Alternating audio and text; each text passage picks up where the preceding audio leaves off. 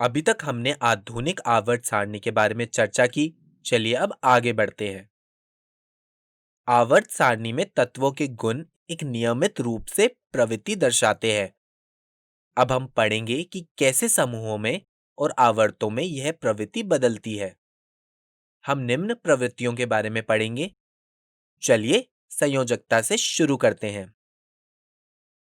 हम पढ़ चुके हैं कि किसी भी तत्व की संयोजकता उसके परमाणु के सबसे बाहरी कोश में उपस्थित संयोजकता इलेक्ट्रॉनों की संख्या से निर्धारित होती है। जैसे कि इस उदाहरण में 4। समूह में संयोजकता की प्रवृत्ति को समझने के लिए हम दूसरे समूह के तत्वों को उदाहरण के तौर पर लेते हैं। ध्यान दें, किसी भी तत्व की संयोजकता जानने के लिए हमें इलेक्ट्रॉनिक विन्यास की जरूरत पड़ती है।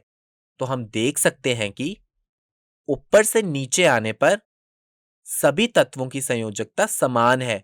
तो यहां से हम निष्कर्ष निकालेंगे कि एक समूह में ऊपर से नीचे आने पर संयोजकता में कोई बदलाव नहीं आता है। क्या ऐसा ही आवर्त में भी होता है? चलिए देखते हैं। उदाहरण के लिए तीसरा आवर्त लेते हैं और तत्वों के इलेक्ट्रॉनिक विन्यास की मदद से इनकी संयोजकता को लिख लेते हैं। हम देखेंगे कि सोडियम की संयोजकता 1 होती है, मैग्नीशियम की 2, एल्यूमिनियम की 3, सिलिकॉन की 4, फोस्फोरस की 3, सल्फर की 2, क्लोरीन की 1 और आर्गन की 0 यानी कि 0। हमने देखा कि सोडियम से सिलिकॉन तक संयोजकता 1 से लेकर 4 तक बढ़ रही है और फोस्फोरस से लेकर आर्गन तक संयोजकता कम होते होते 0 तक आ रही है। तो एक ही आवर्त में तत्वों की अलग अलग संयोजकता है। तो हमने पढ़ा, एक समूह में ऊपर से नीचे आने पर संयोजकता समान होती है और आवर्त में बाईं से दाईं ओर जाने पर संयोजकता अलग अलग होती है। इस बात को भी याद रखिए।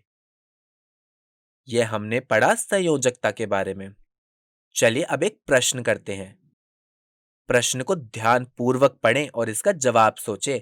थोड़ी देर के लिए वीडियो को रोक लें। चलिए उत्तर देखते हैं। मैग्नीशियम की संयोजकता होगी 2 और सल्फर की भी 2। इस प्रश्न और उत्तर को अपनी कॉपी में नोट कर लें। धन्यवाद।